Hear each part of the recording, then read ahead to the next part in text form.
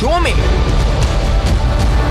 एहसन इकबाल के मातहत वजारते मंसूबाबंदी, खुर्द बुर्द इल्जामात की हकीकत क्या?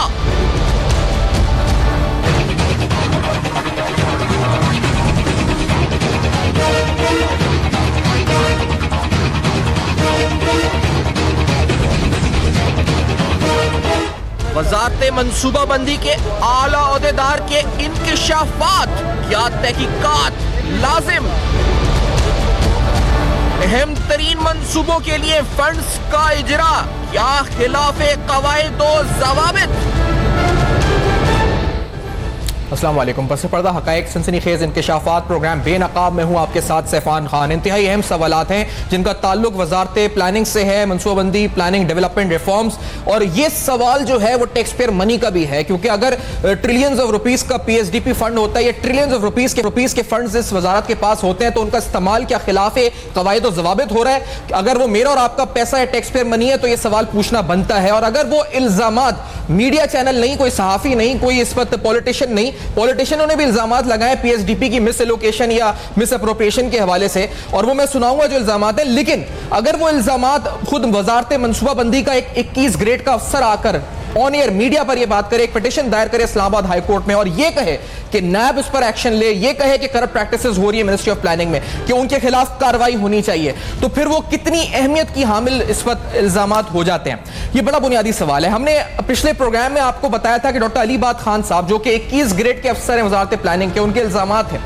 अब उनके इल्जामात जो उन्होंने लगाए वो अपनी जगह, उनकी पिटीशन अपनी जगह, हमने बड़ी डिटेल बात करी है। मेरे साथ मैं इंट्रोड्यूस करता चलूं वजारत प्लानिंग के जो इस वक्त तर्जुमान हैं मनसूबाबंदी के, प्लानिंग डेवलपमेंट रिफॉर्म के, आसिम खान न्याजी साहब इस वक्त ऑन कॉल मौजूद हैं। और आप इस वक्त शिकायतें आपने काफ़ी की, शिकायत तो जायज़ भी शिकायत है, आप है भी हमारे साथ, चलें अच्छी बात है, आप हमें ज्वाइन कर रहे हैं अपना मौक़िफ़ देने के लिए। आसिम खान साहब शुक्रिया, आपने ज्वाइन किया प्रोग्राम में। फयाज चौहान साहब पाकिस्तान तहरीक इंसाफ के सीनियर रहनुमा इस्लामाबाद में, और डॉक्टर इकरामुल हक साहब जो कि माहिर इक़्तिसादी उमूर के हमारे साथ लाहौर में इस वक्त मौजूद हैं। मैं आसिम खान साहब आपकी तरफ पहले आना चाहूंगा। सर, ये आप मुझे बता सकते हैं आसिम खान साहब कि आपने एक एडवाइजर को, क्योंकि जो आपके नोटिफिकेशंस अभी मैं लेटेस्ट हमने देखे हैं, एक एडवाइजर कंसल्टेंट जो है वो आपका मीडियर जो PSDP रिव्यू है उसको हेड कर रहा है, he is been an alternative chairman of the committee.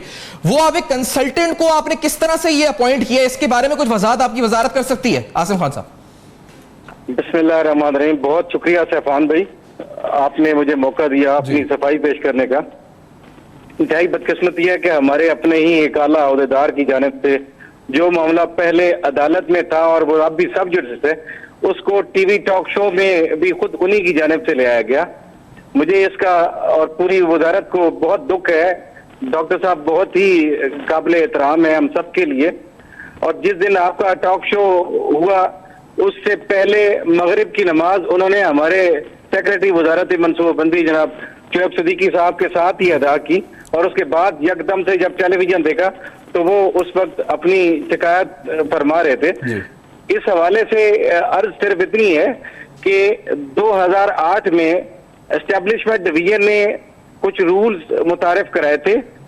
उनकी रूल से किसी भी जो सीनियर शख्स है उसको किसी भी वजारत के अंदर रखा जा सकता है बतौर मुशीर के, बतौर कंसल्टेंट के। फिर 2014 में जब आसिफ शेख साहब, जिनके हवाले से हमारे दोस्त बहुत ज्यादा गुस्से में हैं, जब मामला वज़ीर आज़म को भिजवाया गया तो बुनियादी तौर पे ये पोस्ट MP3 की है। अब MP3 की जो तकर्री है उसकी अपॉइंटमेंट का अख्तियार सेक्रेटरी हुआ करता है। तो 2014 में काबीना ने ही ये फैसला किया और इस बिना पर समरी वापस भिजवा दी कि जो अपॉइंटिंग अथॉरिटी है यानी सेक्रेटरी जो कि प्रिंसिपल अकाउंटिंग ऑफिसर है, तो वही उनकी एक्सटेंशन भी कर सकता है। तो उसके बाद से जो है वो उनकी एक्सटेंशन हो रही है, और ये कोई नई बात नहीं है। अगर आप जो है वो 1959 में देखें एक प्रोग्राम जो है वो जारी किया गया पॉपुलेशन प्लानिंग का आज तक। जी आसिम खान साहब, मुझे एक बात सर बताएं, क्योंकि आप ये कह रहे हैं कि आपको बड़ा अफसोस हुआ उनके आने पर। उन्होंने सेक्रेटरी प्लानिंग के बारे में उस गुफ्तगू के अंदर मुझे नहीं सुना उन्होंने कुछ कहा, बल्कि उन्होंने ये तक कहा जी कि सेक्रेटरी प्लानिंग के मातहत सब कुछ होता है, तो मैं उन पर कोई इल्जाम ना, उन्होंने एहसन इकबाल के बारे में कुछ कहा, उनका पर्टिकुलर ये बात थी। खैर ये 70 साल के शख्स आसिम खान साहब एक ऑल्टरनेटिव चेयरमैन है, जो मैंने आपसे पूछा पीएसडीपी रिव्यू के, जो जिसको आपके मिनिस्टर हेड करते हैं या सेक्रेटरी प्लानिंग हेड करता है। सर, क्या ये कंसल्टेंट इस तरह पीएसडीपी रिव्यू की मीटिंग हेड कर सकते हैं, और जिसके बारे में इतने कंट्रोवर्शियल रिमार्क्स आ चुके हैं, और आपको तहकीकात नहीं करनी चाहिए थी आसिम खान साहब? ये पीएसडीपी है सर, ये पब्लिक फंड है, आप उन पर शिकायत कर रहे हैं, बड़ी अच्छी बात है, लेकिन आप या तो उनके खिलाफ कार्रवाई करें। कर रहा, मैं दुख का इजहार कर रहा हूं। सर, दुख का इजहार तो आवाम का पैसा जाया हो रहा है, अगर ये इल्जाम सही है उनका, तो दुख का इजहार तो आवाम का पैसा है आसिम खान साहब। आप टैक्स देते हैं, माशाल्लाह, एक रिस्पेक्टेड पर्सनैलिटी है, मैं टैक्स देता हूं। अगर ये हो रहा है, फंड्स इस तरह एम्बेजल हो रहे हैं, तो वो गलत है, उस पर अफसोस होना चाहिए आपको। सफान भाई, अगर आप मेरी गुजारिशात सुन लेंगे, देखिए मैंने कहा कि मुझे इस पे जो है वो शिकायत नहीं है या गुस्सा नहीं है, मैं इस पे दुख का इजहार कर रहा हूँ, अफसोस का इजहार कर रहा हूँ। मैं सर आपसे कह रहा हूँ कि आपको इस पर दुख नहीं है कि 54 अरब रुपए इस पर वो इल्जाम लगा रहे हैं कि 54 अरब रुपए का फंड वो कहते हैं कि आपने जो है इस पर उस शख्स ने इलीगली वो दिया है, और वो जो पीएसडीपी मीटिंग रिव्यू जिसको वो हेड कर रहे हैं, 580 डेवलपमेंट स्कीम उसको हेड करते हैं, तो उस पर दुख नहीं है आपको इस पर आसिम खान साहब? सफान भाई, आप मुझे बात करने का मौका दो ना। आपने बहुत सारे सवाल इकट्ठे छेड़ दिए हैं।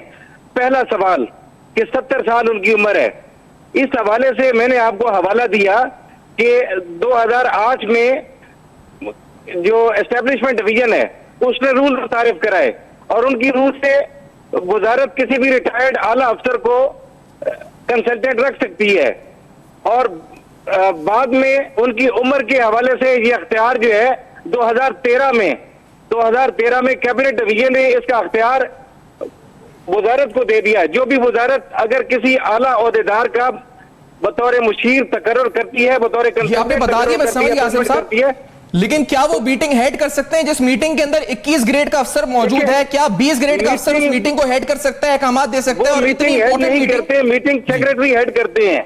हाँ, तो अगर वो ब्रीफिंग देते हैं, ब्रीफिंग देने में और हेड करने में जमीन आसमान का फर्क है। सर, ये आपका जो शेख साहब ब्रीफिंग देते हैं, मीटिंग चेयर नहीं करते। सर, ये मैं एक सेकंड मौजूद होता है, ब्रीफिंग देते हैं, मीटिंग चेयर नहीं करते। आसिम खान साहब, ये आपका जो नोटिफिकेशन है ना इस पर, ये इसमें मीडिया रिव्यू और पब्लिक सेक्टर नोटिफिकेशन जो आपका इस पर जारी हुआ है, जिसको अरशद अली चौधरी साहब ने जारी किया, उसमें लिखा है the secretary planning has instructed over telephone to convey that media review will be chaired by the adviser development programme. तो he will chair the meeting. Asim Khan sahab, वो ब्रीफ नहीं, वो चेयर करेंगे मीटिंग को। रूटीन की मीटिंग नहीं है, ये रूटीन की मीटिंग नहीं है। सेक्रेटरी की अदम मौजूदगी में उसका खाली रिव्यू जो है उनके साथ तमाम अफसरान बैठ के कर रहे हैं, और वो चेयर एडवाइजर डेवलपमेंट कर रहे हैं, नहीं कर रहे, बल्कि आसिफ शेख साहब उसको जो है उसकी ब्रीफिंग देते हैं। सर, वो चेयर कर रहे हैं। ये इसमें आसिम साहब, ये नोटिफिकेशन में गलत लिखा है, इसका मतलब कि वो चेयर कर रहे हैं इस मीटिंग को। सीनियर हैं आसिम खान साहब, ये चेयर कर रहे हैं, ही विल चेयर द मीटिंग, ये लिखा हुआ है इसमें। और क्या 21 ग्रेड के अफसर के होते हुए एक 20 ग्रेड का अफसर चेयर करेगा मीटिंग को? ये शायद एतराज उन्होंने उठाया था अलीबाद खान साहब से, जो आपको गलत लगा है। मुझे नहीं पता कि आप किस हवाला, कौन से लेटर का हवाला दे रहे हैं। सर, ये लेटर मैं आपको बता रहा हूं ना पढ़ के, ये आपकी मिनिस्ट्री ऑफ प्लानिंग का लेटर है, जो कि अरशद अली चौधरी साहब के दस्तखत है, ज्वाइंट सेक्रेटरी एडमिनिस्ट्रेशन, जो कहते हैं कि तमाम दस्तावेजात लेके आ सकता हूं। The secretary planning has instructed over telephone that media review of PSDP will be chaired by the adviser development as per previous practice, and that the said practice shall continue till the same is reviewed by the competent authority. The secretary has also observed that any contravention of the instruction will be viewed seriously. तो sir, he will chair the meeting, advisor development, एक consultant meeting chair करेगा। 580 development schemes की 5.6 trillion rupees का fund है, तो उसकी consultant meeting chair करेगा। आसिम खान साहब, आप ये गलत है क्या? बता रहा हूं कि वो मुझे आपके लेटर का नहीं पता किसकी तरफ से जारी हुआ है। सेक्रेटरी को अख्तियार है, सेक्रेटरी किसी को भी ऑथराइज कर सकते हैं। सर, मैं ये लेटर स्क्रीन में दिखा रहा हूं आसिम खान साहब, I am showing this on the screen. इस पर उनके एतराज भी थे, अलीबाद खान साहब के खत हुआ है, उसका जवाब भी है, लेकिन ये आप ये कह रहे हैं कि वो चेयर नहीं करेंगे, वो ब्रीफ करेंगे, लेकिन इस लेटर में लिखा है कि ही will chair the meeting. Asim Khan साहब, और फिर ऑडिटर जनरल की रिपोर्ट मौजूद है जो पिटीशन का हिस्सा है, जिसमें ऑडिटर जनरल के एतराजात मौजूद हैं, जो ऑडिटर जनरल कहता है, जो उनके अल्फाज पढ़ के आपको बता देता हूं कि 65 साल से ऊपर, 65 साल, वो कहते हैं 65 ईयर्स से ऊपर अगर हायरिंग हुई है तो ऑडिटर जनरल कहता है कि उसके बाद रीएम्प्लॉयमेंट नहीं हो सकती, और उसने भी एतराज किया है, वो भी उन्होंने अपनी पिटीशन का हिस्सा बनाया हुआ है उसको। आसिम खान साहब, है, मैंने आपको रूल्स का हवाला दिया 2008 का, मैं आपको दिखा भी सकता हूं। आप और आपका इदारा या आपका जितने पैनल के लोग हैं इस वक्त मौजूद, वो कल दफ्तर आ जाएं, उनको हम तमाम दस्तावेजात दिखा सकते हैं सर, जिनके तहत उनकी तकर्री हुई है। सर, जो दस्तावेजात मेरे पास मतलब फेक है क्या? हुई है, मेरे पास फेक दस्तावेजात हैं कि चेयरमैन है वो। दूसरी बात, ऑडिटर जनरल की जो पिटीशन में उन्होंने रिट दायर की है, उस रिट पिटीशन के अंदर उन्होंने उसका हिस्सा बनाया कि 65 years of given approval as an advisor development budget by the Prime Minister of Pakistan, ये ऑडिटर जनरल का हवाला उन्होंने दिया हुआ है। देखिए, रिट पिटीशन के जवाब हमारा अदालत में देना बनते हैं, टेलीविजन के मुबाहिसे के अंदर मुनासिब नहीं है। सर, मुझे आप समझ सकते हैं। देखिए, वो बिल्कुल ठीक है आसिम साहब, लेकिन आपको दूसरा सवाल प्लीज मुझे आगे सवाल आसिम साहब, मुझे ब्रेक की तरफ बढ़ना है। अगर आप ब्रेक के बाद मौजूद रहना चाहते हैं शो में रहे तो मुझे ब्रेक लेनी है। सर, ज्यादा कंसर्निंग फैक्ट ये है it is about billions of rupees and how much concern about you are about accountability, merit and those billions of rupees. ये बड़ा अहम सवाल है। इस ब्रेक के बाद हम अपने दीगर पैनलिस्ट से गुफ्तगू भी करेंगे। हमारे साथ मौजूद है मोजेस पैनल। इस ब्रेक के बाद आपको दोबारा ज्वाइन करते हैं।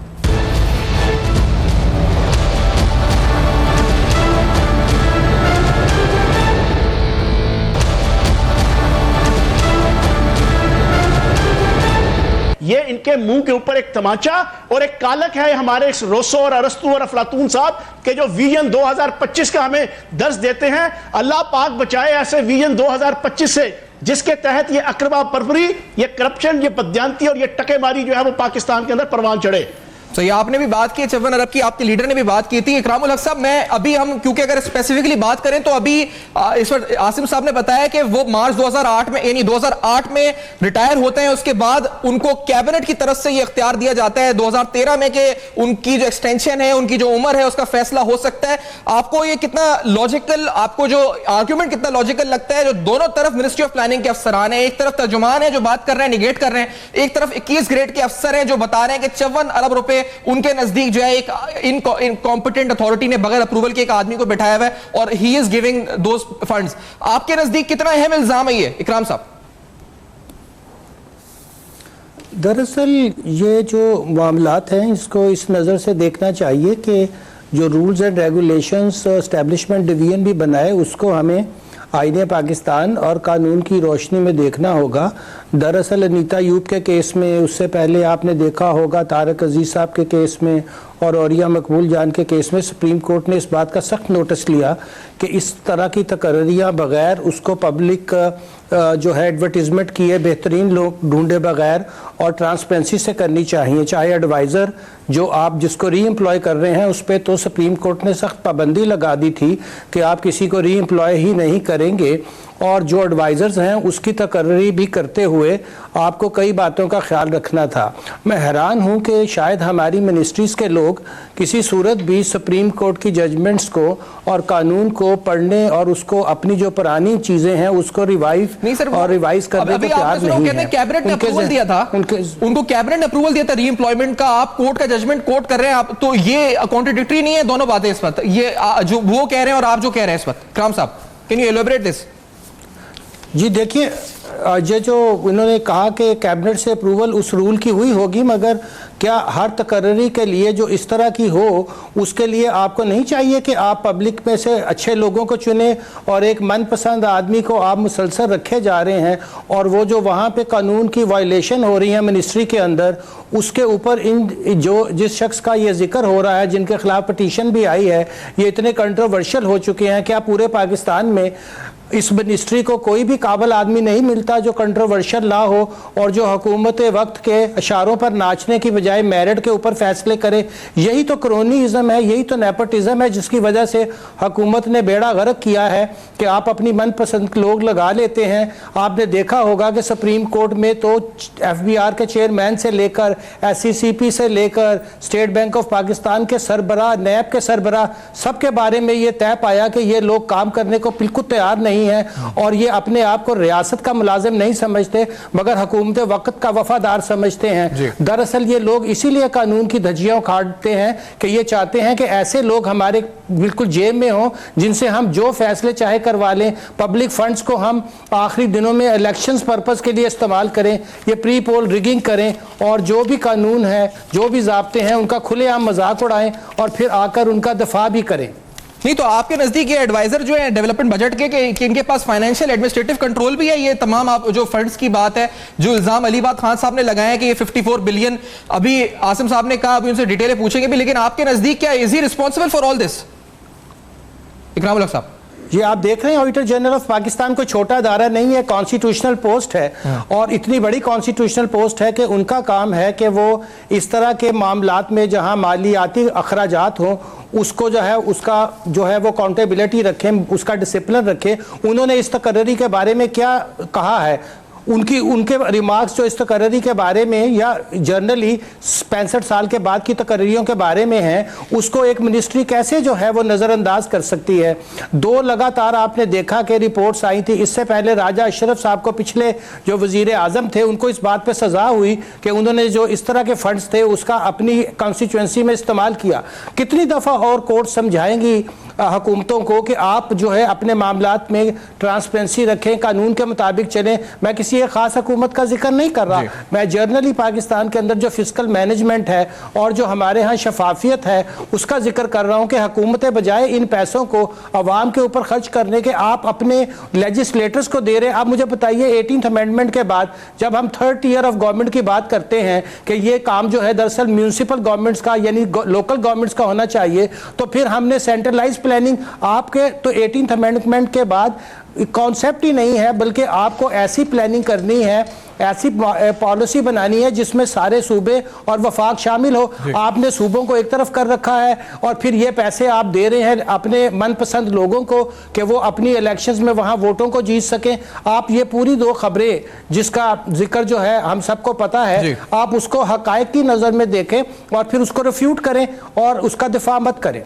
सही। अच्छा, मैं इससे पहले आसिफ साहब का चौहान साहब, ये मतलब ये जो अलीबाद खान साहब ने बात की है इस वक्त आपके नजदीक क्या मिनिस्ट्री ऑफ प्लानिंग को उनके खिलाफ, यानी अगर वो गलत कह रहे हैं तो उनके खिलाफ या फिर तहकीकात तो होनी चाहिए, इंटरनल मैकेनिज्म हो, नैब नोटिस ले, उन्होंने प्ली ली है इस वक्त के नैब नोटिस ले, तो चौहान साहब क्या होना क्या चाहिए इस मामले पर? It's about public funds, after all mirror आपके टैक्स पेयर मनी का है, आसिम साहब के टैक्स पेयर मनी का है, इकराम साहब के टैक्स पेयर मनी का है, मेरे टैक्स पेयर मनी का मामला है। ये कोई पर्सनल ग्रजेस नहीं है, प्रोफेशनल जेलेसी को नहीं आप इस तरह देखें। चौहान साहब देखो, मैं आपको एक चीज़ क्लियर बताऊं, अब ये आसिम खान न्याजी साहब मेरे बड़े अच्छे दोस्त हैं, बड़े पुराने और बड़े अच्छे और बड़े नफीस आदमी हैं, बड़े नाइस आदमी हैं, लेकिन आज अगर ये तर्जमान है ना तो इनकी कोई क्रेडिबिलिटी जो है वो कोई प्रोफेशनल नहीं है। ये आपके नून लीग के मीडिया सेल के हेड हुआ करते थे, नून लीग का मीडिया सेल एक्टिव करने वाले आसिम खान न्याजी साहब हैं, इनकी बड़ी कंट्रीब्यूशंस हैं नून लीग के मीडिया सेल के लिए। उन कंट्रीब्यूशंस को रिवॉर्ड करते हुए जो है वो नून लीग ने इनको तर्जमान पीएनडी का बना लिया। मैं ये नहीं कहता कि ये नाअहल होंगे, लेकिन कहने का मकसद ये है कि ये पॉलिटिकल अपॉइंटमेंट्स मत करें। आज आप देख लें लगातार आपके जो है वो कई लोग फारिग कर रही है सुप्रीम कोर्ट, तो कहने का मकसद यह है ये नाअहल लोग, निकम्मे लोग, सदीकुल फारूक जैसे, परवेज रशीद जैसे, अंसर अजीज जैसे, मरियम नवाज जैसे, अबशार आलम जैसे, जफर हिजाजी जैसे, ये इन लोगों ने क्यों पॉइंट किए? पाकिस्तान की रियासत और खजाना कोई ना क्या कहते हैं कि हलवाई की दुकान नहीं है जहां पे नाना जी की फातिहा जो है वो आले शरीफ और नवाज शरीफ साहब पढ़े। इन्होंने अपने घर की मिराज, अपने घर की लोंडी, अपने घर की बांदी बनाया हुआ पाकिस्तान की रियासत को और पाकिस्तान के खजाने को आले शरीफ ने। यहां पे प्रोफेशनल अपॉइंटमेंट्स होनी चाहिए, लेकिन बदकिस्मती से ये सब कुछ कहां पे हो रहा है? उस हमारे पाकिस्तान के सो कॉल्ड अरस्तु और सुकरात और बुकरात की मिनिस्ट्री के अंदर, जो पूरी दुनिया को जेस्चर देता है कि मेरे से पढ़ा लिखा, मेरे से ज्यादा विजन वाला, मेरे से ज्यादा जनाब तामीर और तरक्की का जहन रखने वाला, मेरे से ज्यादा पाकिस्तान की तरक्की और पाकिस्तान की बका की सोच रखने वाला और कोई बंदा किसी मां ने पैदा ही नहीं किया। वो सुकरात जो है ना, उसकी मिनिस्ट्री के अंदर इस किस्म के ब्लंडर्स, इस किस्म के ब्लंडर्स मैं समझता हूं कि बड़े अफसोसनाक और बड़े दर्दनाक। आसिम खान साहब, आपकी तरफ इकराम साहब ने कहा वजह क्या है कि 2008 से एक शख्स रिटायर हुआ है, उसको एक्सटेंशन पे एक्सटेंशन या आप रूल्स बना के या जो भी करके कर रहे हैं, उनके पास ऐसी कौन सी टेक्निकल स्किल्स हैं कि वो 21 ग्रेड के अफसरान की मीटिंग भी हेड करें, वो ऑल्टरनेटिव हेड भी ऑल्टरनेटिव चेयरमैन करें, मीडिया जो पीएचडीपी रिव्यू है उसको भी चेयर करें, तो ऐसी कौन सी सलाहियत है उनके अंदर? होंगे बहुत कॉम्पिटेंट होंगे माशाल्लाह, और मुझे कोई उनकी जात से नहीं, लेकिन ये जो इल्जामात हैं ये बड़े संगीन है। आसिम खान साहब, आप लोग क्या कर रहे हैं इन बारे में? सैफान, एक बात मेरी जो आपसे गुजारिश भी है बड़े अदब से कि आप मुझे बात नहीं करने दे रहे। नहीं, आप करें सर, बात करें। वो इतने संगीन इल्जामात लगाए हैं, अब मैं इल्जामात कहूंगा जी, और वो मुझे लगता है कि अली बात की तरफ से इतने संगीन थे जितने आपने लगा दिए हैं। मैंने कौन सा इल्जाम लगाया आसिम खान साहब आपके ऊपर? अदालत में है भाई, ये मामला अदालत में है। हम जवाब देंगे, लेकिन आप मुझे बातों का जवाब देने आप बात फरमाएं, अपना मौक़िफ़ दें जी आसिम साहब, मौक़िफ़ दें। पहली बात जी, जो 54 अरब रुपए की उन्होंने बात की है, ये 2 बड़े मंसूबे हैं हुकूमत पाकिस्तान के, जो कि वफाकी काबीना के मंजूर किए हुए हैं, पार्लियामेंट के मंजूर किए हुए हैं, नेशनल इकोनॉमिक काउंसिल के मंजूर किए हुए हैं। इनका नाम है क्लीन एनर्जी फॉर ऑल और एक है क्लीन वाटर फॉर ऑल, ठीक है। अब ये जितने मंसूबे होते हैं इनके हमारे पास नहीं होते, ये मुतलका वजारतों के जरिए खर्च किए जाते हैं और मुतलका वजारतें ही इनका प्लान बना के देती हैं और किन किन इलाकों के अंदर खर्च होने वो एक एक चीज का तयन होता है। अब तक अगर 4 आने भी खर्च हुए तो डॉक्टर अली बात के उसके ऊपर दस्तखत मौजूद है, आप तशरीफ ले आइए, आपको वो दस्तखत दिखाने को तैयार हैं। ऐसे मुमकिन नहीं हो सकता कि डॉक्टर अली बात को कोई क्रॉस कर सके। बजट एडवाइजर का काम है सिर्फ बजट के हवाले से एडवाइस करना। प्रिंसिपल कौन है?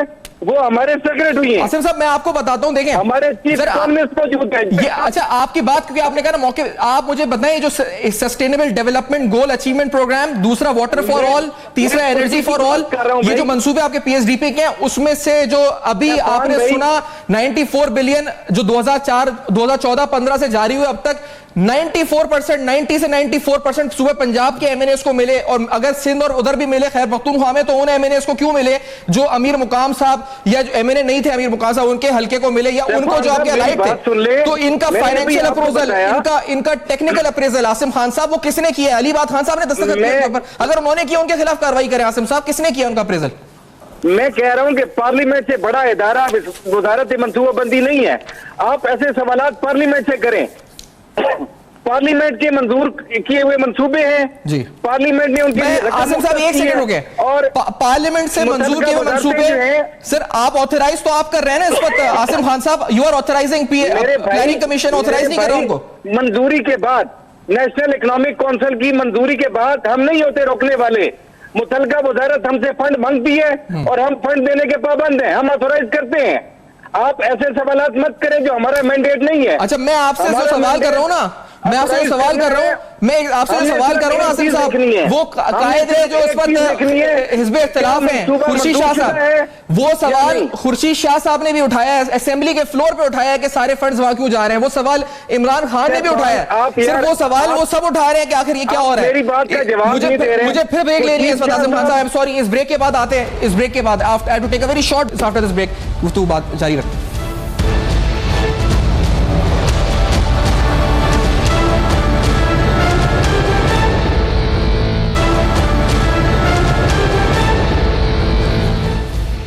वेलकम बैक, आप देख रहे हैं बेनकाब अहम तरीन सवालात उठा रहे हैं मिनिस्ट्री ऑफ प्लानिंग के हवाले से। जो सवाल या वो इस पर आसिम खान साहब कह रहे हैं, मैं इल्ज़ाम लगा रहा हूँ खुर्शीद शाह साहब ने जो कहा है पार्लियामेंट के फ्लोर पर, उनको क्या इस पर तशवीश है, उनके क्या सवालात थे? आपने कहा पार्लियामेंट से सवाल पूछे, खुद पार्लियामेंट हिज़्ब इख्तिलाफ सवाल उठा रहे हैं, जरा सुने खुर्शीद शाह साहब क्या कह रहे थे। मेंबर ऑफ पार्लियामेंट के फंड है, उनकी पोजीशन देना चाहता हूं आपको। आप बिलाशक इसको चेक कर लें कि पंजाब में 10 अरब 40 करोड़ पंजाब में आउट ऑफ 19 बिलियन पंजाब में दिया गया है 10 अरब 40 करोड़, और बलोचिस्तान में दिया गया है 44 करोड़, केपी में दिया गया है 48 करोड़, सिंध में दिया गया है 7 करोड़ 79 करोड़। 3000 में से केपी के 4 स्कीम, हद नहीं है। इतनी बड़ी तफरीक क्यों है? पॉलिटिक्स करें, आप अपने एमएनएस को जो देना चाहते हैं दे। अब समझ से बाला तर है कि खुर्शीद शाह साहब भी ये सवाल जो है पार्लियामान में उठा रहे हैं। आसिम खान साहब आप मुझे कह रहे हैं कि पार्लियामेंट से पूछें। इमरान खान साहब क्या कहते हैं, ये भी जरा सुने। ये जो लानत है ना डेवलपमेंट फंड्स की, ये जो इन्होंने 94 अरब रुपया ये शाहिद खाकान अब्बासी ने डेवलपमेंट फंड्स के नाम पे नून लीग के एमएनएस को दे रहा है, ये इधर से करप्शन शुरू होती है। कौन सी दुनिया की डेमोक्रेसी के अंदर एमएनएस और एमपीएस को डेवलपमेंट फंड मिलते हैं? वो तो बल्दियात का काम होता है, उनको पैसे नहीं देते, सारे ऊपर इनको कंट्रोल करने के लिए डेवलपमेंट फंड, ये कोई नजरिए के लिए साथ नहीं होते, इनको खरीदा जाता है। ये सिर्फ पैसे को इस्तेमाल करते हैं लोगों को खरीदने के लिए। लोगों को फंड से। अब ये 94 अरब रुपया, आप सोचें कि पख्तूनख्वा के एक सूबे का सारा डेवलपमेंट फंड 100 अरब रुपया है, तो 94 अरब रुपया आप MNS को दे रहे हैं, इनका क्या काम है? तो इस तरह करप्शन ऊपर से शुरू होती है। जी आसिम खान साहब, इसका क्या जवाब? खुर्शीद शाह साहब ने सवाल उठाया पार्लियामेंट में, ये उन्होंने अप्रूव की थी स्कीम, ये पार्लियामेंट ने। सैफान, जहां तक पार्लियामेंट के सवालात का ताल्लुक है, वहां पे पार्लियामेंट में यकीनन उसका जवाब भी आया होगा। मैं एक चीज पे मुझे समझ नहीं आ रही कि एक चीज आपको बार बार बता रहा हूं कि ये जो फंड होता है ये वजारतों की तरफ से हमसे मांगा जाता है, और वजारतों का बजट होता है बाकायदा, तो तरक्याती बजट वजारतों की तरफ से आता है, ये हमारी तरफ से नहीं आता। हम सिर्फ अथोराइजेशन देते हैं रूल्स के मुताबिक, हमारा और कोई काम नहीं है। अगर जो है वो पंजाब के अंदर खर्च हो जाए, KPK के अंदर खर्च हो जाए, सिंध के अंदर खर्च हो जाए, हमारे सामने कोई सूबा या कोई प्रोविंशियल सेक्टर, बल्कि हमारे पास सिर्फ एक ही चीज होती है कि क्या मंसूबे जो है ये अप्रूव्ड है या नहीं है। अगर बजट का हिस्सा है तरक्याती बजट का, तो हम उसके लिए फंड देने के पाबंद हैं। अगर अप्रूव नहीं है तो हम उसका कुछ नहीं कर सकते। लिहाजा खुर्शीद साहब का आपने क्लिप सुनवाया, इमरान खान साहब का सुनवाया, मैं उनका कोई जवाब नहीं चाहता, इसलिए कि इसका ताल्लुक वजारत मंसूबाबंदी के साथ नहीं है। अच्छा, ये चौहान साहब अब कुछ कहना चाह रहे हैं या इकरामुल हक साहब कुछ कहना चाह रहे हैं इस पे? सफान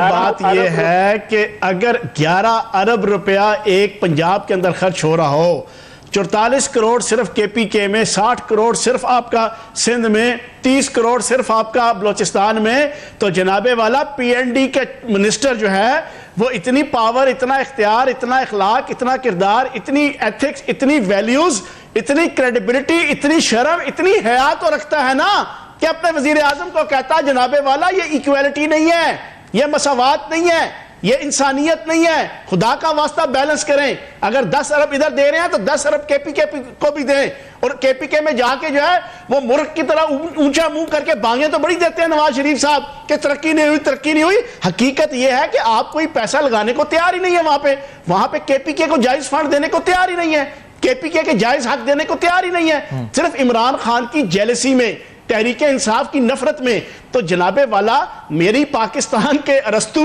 पाकिस्तान के सुकरात, हजरत प्रोफेसर डॉक्टर चौधरी यासिर इकबाल साहब से गुजारिश है कि थोड़ी सी इखलाकियात दिखाते तो आप अपने नवाज शरीफ साहब को समझाते कि नहीं जनाब ये आप ज्यादती कर रहे हैं, ये नेपोटिज्म है, ये फेवरेटिज्म है, ये गैर इखलाकी हरकत है, बराबर की फंडिंग तकसीम की जाए। लेकिन इनके अंदर इखलाकी जुर्रत नहीं थी। नेशनल इकोनॉमिक काउंसिल की बात की आसिम खान साहब ने, उन्होंने कहा जी वहां से अप्रूवल होता है, हम सिर्फ ऑथराइज करते हैं। जिम्मेदार कौन है? मिनिस्ट्री ऑफ प्लानिंग है, national economic council, cabinet, parliament, कौन जिम्मेदार है अगर ऐसा हुआ 94% फंड्स गए एक सूबे को? तो देखिए, ये प्लानिंग कमीशन को कोई डाकखाना बनाकर तो नहीं पेश किया जा सकता कि उसका सिर्फ ये काम है कि वो जो भी है वो फिर किस चीज़ की प्लानिंग करता है, वो कौन से मंसूबों को अहमियत देता है।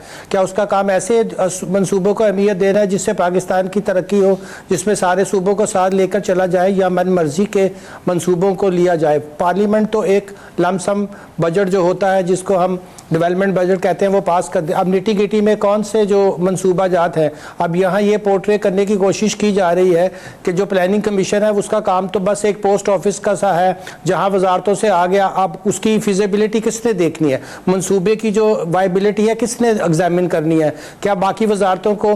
जाहिर है कि प्लानिंग कमीशन का तो फिर कोई इस वजारत का मकसद ही नहीं हुआ, ये पैसा फिर कहीं और रख दे और जो भी चाहे उसको उस मिनिस्ट्री को देते रहें। ये एक अजीब सी मंतक है जो मैंने पहली दफ़ा सुनी है। दरअसल प्लानिंग कमीशन का काम ही ये है कि वो पॉलिसी लॉन्ग टर्म बनाए और जो डेवलपमेंट की पाकिस्तान के मंसूबे हैं उसके बारे में जो भी बाकी वजारतों से जाहिर है प्रपोजल ली जाती है, मगर ये थोड़ी है कि कोई एक वजारत उठ के कहे कि मुझे इतने पैसे दे दो और वो उसको दे दे।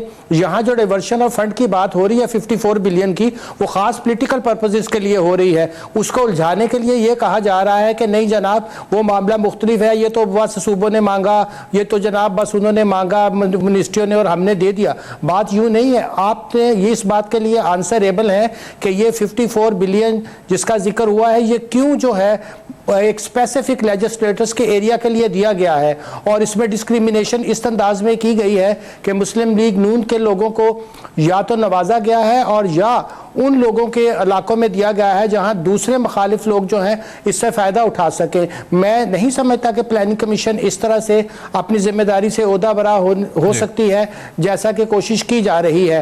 ये उनकी बराह रास्त जिम्मेदारी है, अपॉइंटमेंट से लेकर एक ऐसे शख्स की जिसको बार बार वो एक्सटेंशंस दे रहे हैं, उनके अपना एक इंसाइडर उसके ऊपर शदीद एतराज़ कर रहा है। हम ऐसे एतराज़ात को कैसे सरफे नज़र कर दें? हम इस मिनिस्ट्री के अंदर जो इस कदर जो इनएफिशिएंसी हो रही है, इस कदर जो इस मिनिस्ट्री के अंदर क़ायदा ज़वाबित के खिलाफ काम हो रहे हैं, उसको कैसे नज़रअंदाज कर दें? ठीक है आसिम साहब, आप साथ हैं, कुछ आपका जवाब इस पर आना चाहिए। अच्छा, मैं बहुत कम मुझे आवाज आ रही है क्योंकि मैं रास्ते में रुका हुआ हूँ। जी जी, ठीक है ना, और बिल्कुल वीराने में। मुझे जो समझ है, देखिए मैं फिर कहता हूँ कि पार्लियामेंट से बजट मंजूर होता है, वजारतों के लिए होता है, और फंड जो है वो वजारत के कहने पर जो वो बजट में मुख्तस किए जाते हैं। उसके बाद हमारा काम है उनको ऑथराइजेशन देना। मुझे थोड़ी सी आवाज आई है कि शायद हमें ऐसा नहीं करना चाहिए। लॉन्ग टर्म पॉलिसी की बात आई, लॉन्ग टर्म पॉलिसी यकीनन हम बना के देते हैं, लेकिन हर हुकूमत जो भी हो उसकी सियासी या तरक्याती तरजीहात होती हैं। अब उन्हें नाफिज करना हर हुकूमत जो है वो अब है। हम लोग जो है, मैं फिर कहता हूं कि पार्लियामेंट के हुक्म के ताबे हैं, पार्लियामेंट से हट के हम कर सकते हैं।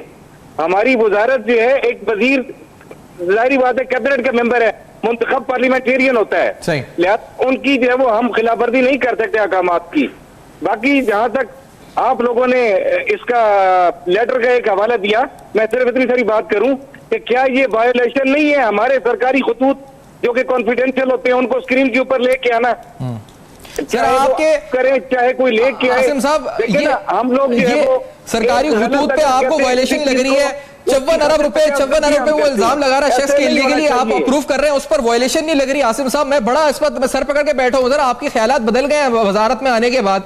अभी चौहान साहब भी फरमा रहे थे बड़े आप नफीस शख्स है, अच्छे शख्स है, तो ये आपको 54 अरब रुपए की फिक्र नहीं हो रही कि वो 54 अरब का 21 ग्रेड का अफसर इल्जाम लगा रहा है, तो उस पर आपको फिक्र हो रही है कि ये नोटिफिकेशन बाहर आ गया या वो नोटिफिकेशन बाहर आ गया, इसकी फिक्र हो रही है? तूफान, मैं आपसे पहले भी कह चुका हूं बड़े अदब से कि डॉक्टर साहब, डॉक्टर अली बात मेरे लिए बहुत काबिल एहतराम है, मैं उनकी बहुत दिल से कदर करता हूं, लेकिन जब मामला अदालत में जा चुका है तो मैं सिर्फ और सिर्फ, आप कह रहे बड़े नफीस इंसान है, वो नफासत का भी ये तकाजा है कि जब अदालत के अंदर मामला चला गया है तो हम उसके अंदर टॉक शोज में बहस ना करें।